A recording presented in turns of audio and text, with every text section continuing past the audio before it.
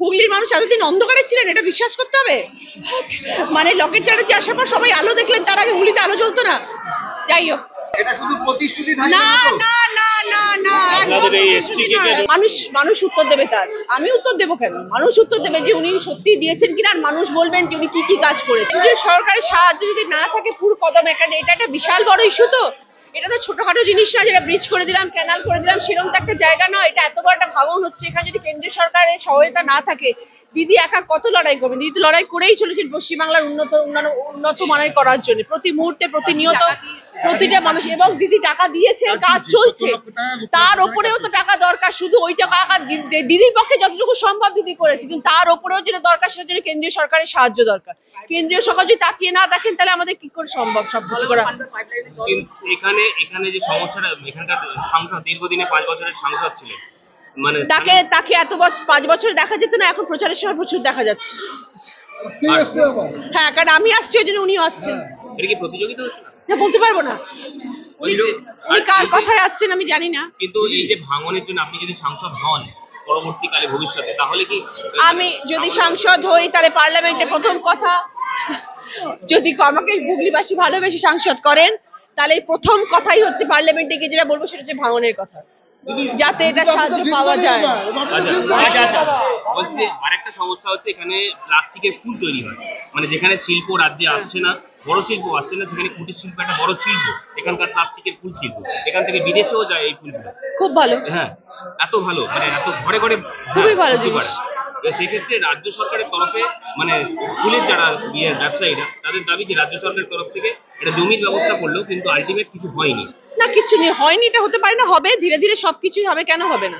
যদি ফুল আর দিদি যেখানে রয়েছেন, দিদি সবসময় রাজ্যের যারা মহিলারা কাজ করছেন, যারা দিদি এতটাই উন্নয়নে বিশ্বাসী এবং প্রতিটি মানুষের জন্য ভাবেন, সেখানে যদি আজকে ফুল শিল্প নিয়ে কেউ এগিয়ে যেতে চাইছে এবং সেটা যদি ভারত বিশ্ববিখ্যাত হচ্ছে, তাহলে দিদি তার পাশে থাকবেন, এটা হতে পারে না? নিশ্চয়ই উনি আছেন এবং ধীরে ধীরে তারাও এগোবেন এবং তাদের জন্যও নিশ্চয়ই ঘর করা হবে। যেখানে স্বাস্থ্যকেন্দ্র রয়েছে, এই স্বাস্থ্যকেন্দ্রে এইখানকার এলাকার মানুষের দাবি ডাক্তার পাওয়া যায় না। ডাক্তার পাওয়া যায় না, একটা অভিযোগ এখানকার মানুষের সবসময়ের জন্য থাকে। না না, সেটা নিশ্চয়ই দেখা হবে। সেটা সেই জন্যই তো আসা দরকার, সেই জন্যই তো 5 বছর কিছু হয়নি। আজকে রচনা ব্যানার্জি আসার পর সেই ডাক্তার এসে বসবেন, ওখানে সেই ব্যবস্থা করা হবে। 17 কোটি টাকা কাজের খতিয়ান দিয়েছে। মানুষ উত্তর দেবে তার, আমি উত্তর দেবো কেন? মানুষ উত্তর দেবে যে উনি সত্যি দিয়েছেন কিনা, আর মানুষ বলবেন যে উনি কি কি কাজ করেছেন। তিনি জানিয়েছেন যে এই মুহূর্তে রচনা এখানে নতুন, পরে সে আফসোস করবে কেন তৃণমূল পার্টি জয়েন করলেন। এসেছি নতুন, দেখা যাক না আমার কথা সত্যি হয় কি তার কথা সত্যি হয়। আমার বিশ্বাস দিদির উপরে সত্যি না যে তার কথা সত্যি, দেখা যাক। উনি বলছেন যে সবটাই অন্ধকারে ছিল, আমি 5 বছর আসার পর লাইট হয়েছে, তারপর হুগলিতে আলো দিয়েছে। সবটাই ছিল, কাজটাও তো বন্ধ করলে 5 বছর এসে। হুগলির মানুষ এতদিন অন্ধকারে ছিলেন, এটা বিশ্বাস করতে হবে। মানে লকেট চ্যাটার্জি আসার পর সবাই আলো দেখলেন, তার আগে হুগলিতে আলো জ্বলতো না। যাই হোক, দিদি অনেক কথা শুনছি। বলছে যে সব কেন্দ্রেই মুখ্যমন্ত্রী মমতা বন্দ্যোপাধ্যায় মুখ, ঠিক সেই সময় দাঁড়িয়ে উত্তরবঙ্গ উন্নয়ন মন্ত্রী উদয়ন গুহ বলছেন যে মুখটা শুধুমাত্র কাজ করতে হবে, মমতার মুখে কোনো ভোট হয় না। কি বলবেন? দেখুন, এরকম ধরনের কথার কোনো আমার কাছে উত্তর নেই। যারা এরকম ধরনের প্রশ্ন করছেন, যারা এরকম ধরনের উত্তরও নিজেরাই প্রশ্ন করছেন, নিজেরাই উত্তর দিয়ে দিচ্ছেন, আর দিদি কর্ম দিয়ে উত্তর দিচ্ছেন। তা দিদির কর্মটাকে আমরা দেখি না তাকিয়ে? উত্তরবঙ্গ উন্নয়ন মন্ত্রী তো আপনাদের তৃণমূলেরই মন্ত্রী, সেটা তো ব্যক্তিগত মত, একদম ব্যক্তিগত মত, সে ব্যাপারে আমার কোনো ব্যাপার নেই। 2004 সালে একটা তীব্র অভিজ্ঞতা আছে রচনা ব্যানার্জি। হ্যাঁ, ওরে বাবা, দিদি আজকে বলা হয়েছে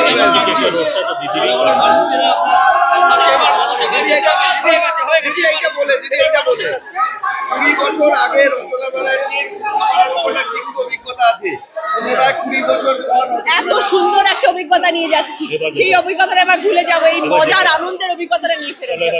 সাংসদ হয়ে যখন পার্লামেন্টে যাবেন, হুগলির জন্য কি বার্তা থাকবে? এই যে এতগুলো কথা শুনছি, সেগুলো নিয়ে সব কথা আওয়াজ তুলবো, সেখানে ভাঙনের আওয়াজ তুলবো, ডাক্তার কেন বসছি না সেটা জিজ্ঞেস করবো। শুধু প্রতিশ্রুতি থাকবে না তো, এটা শুধু প্রতিশ্রুতি থাকবে না না তো? না না না না, একদম প্রতিশ্রুতি নয়।